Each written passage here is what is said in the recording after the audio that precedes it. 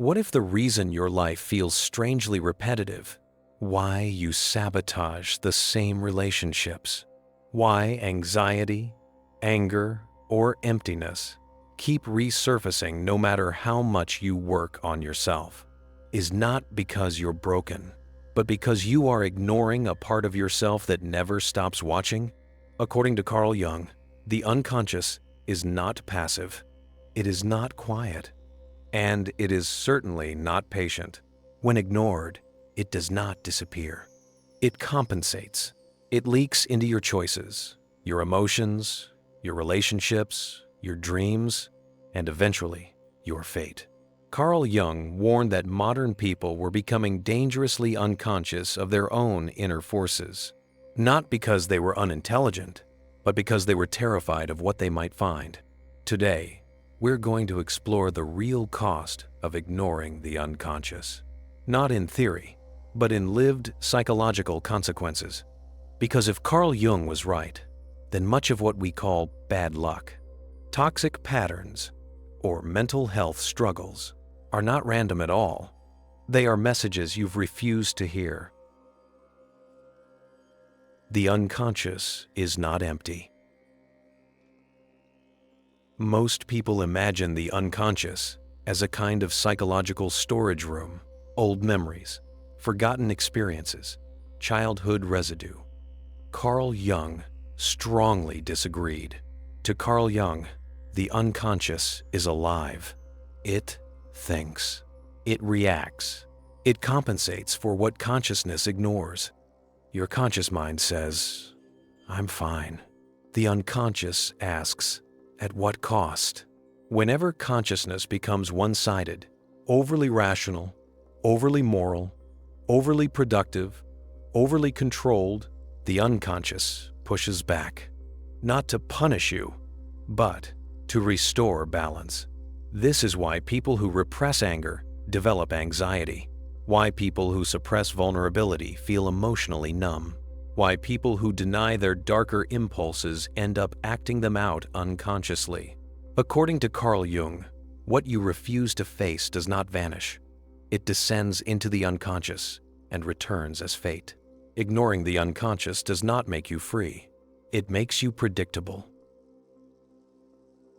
Repression always has a price. Modern culture teaches us to repress. Be positive.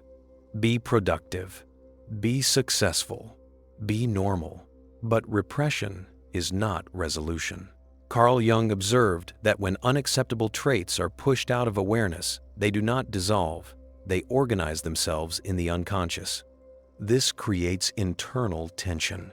You may feel it as chronic irritability, sudden emotional outbursts, anxiety without a clear cause, depression that doesn't make sense. The more aggressively you repress, the more forcefully the unconscious responds. This is why people often say, "I don't know why I reacted that way." You didn't know, but something in you did. Ignoring the unconscious means surrendering control to it. The shadow you refuse to see. One of Carl Jung's most misunderstood ideas is the shadow. The shadow is not evil. It is simply everything you were never allowed to be. Anger, selfishness, desire, weakness, ambition, cruelty, power. When these traits are denied conscious expression, they do not disappear. They wait. And then they emerge indirectly, through passive aggression, through projection, through moral superiority, through self-sabotage. Carl Jung warned that people who believe they have no shadow are the most dangerous, because they are blind to the forces driving them. Ignoring the shadow does not make you good. It makes you unaware. And unconscious morality is often more destructive than conscious wrongdoing. Projection: how the unconscious hijacks reality.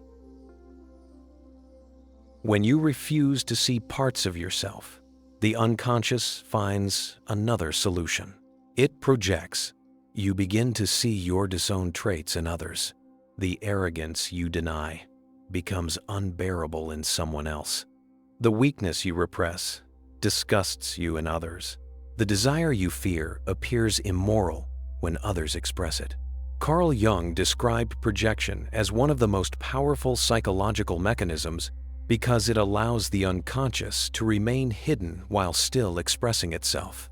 This is why certain people trigger you instantly, why some conflicts feel irrationally intense, why hatred often feels morally justified. You are not reacting to them. You are reacting to yourself, externalized. Ignoring the unconscious means living in a distorted world, not because reality is broken, but because your perception is. Dreams, messages you keep deleting. According to Carl Jung, dreams are not random. They are communications.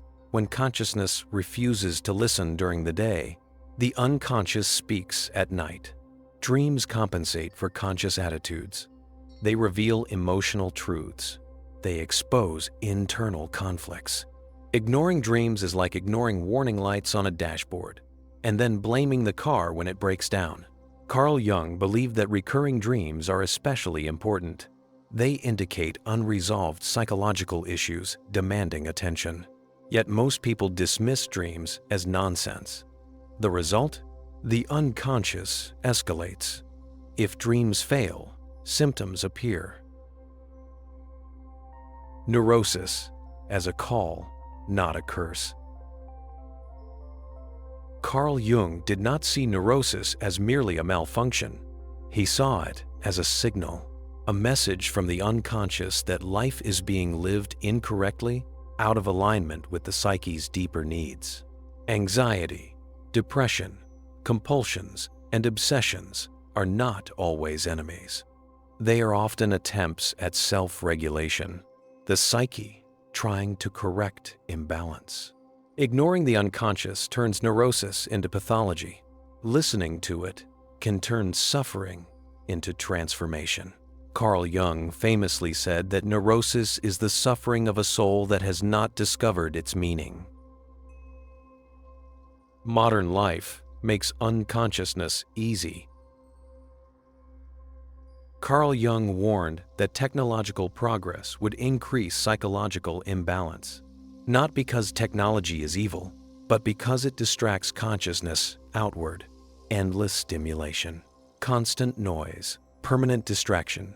There is no space left for reflection. The unconscious does not disappear in a hyper-stimulated world. It grows stronger. When inner dialogue is replaced by external input, the psyche seeks expression through extremes: burnout, addictions, identity crises. Sudden life collapses. Ignoring the unconscious in modern life is not neutral. It is dangerous. Individuation, the alternative to collapse. Carl Jung believed the solution was not repression, positivity, or control. It was individuation. Individuation means becoming whole, not perfect. It requires confronting the shadow, listening to dreams, accepting inner contradictions, integrating unconscious material consciously. This process is uncomfortable, but ignoring the unconscious is far more costly. Carl Jung believed that people who refuse individuation are eventually forced into it through crisis. What you do voluntarily, or what life does violently, the psyche demands balance either way. The hidden cost of staying unconscious. The cost of ignoring the unconscious is not abstract. It shows up as repeated relationship failures, chronic dissatisfaction, emotional numbness, loss of meaning, a life that looks successful but feels empty. Carl Jung warned that the greatest tragedy is not suffering, but unconscious suffering, pain without understanding, struggle without insight, life without depth. The unconscious is already involved. You are not choosing whether or not to engage with the unconscious. It is already involved. The only question is how. Consciously, through reflection, integration, and self-knowledge, or unconsciously, through symptoms, projections, and fate? According to Carl Jung, the unconscious does not ask for permission. It asks for recognition, and the cost of ignoring it is not paid later. You are paying it right now.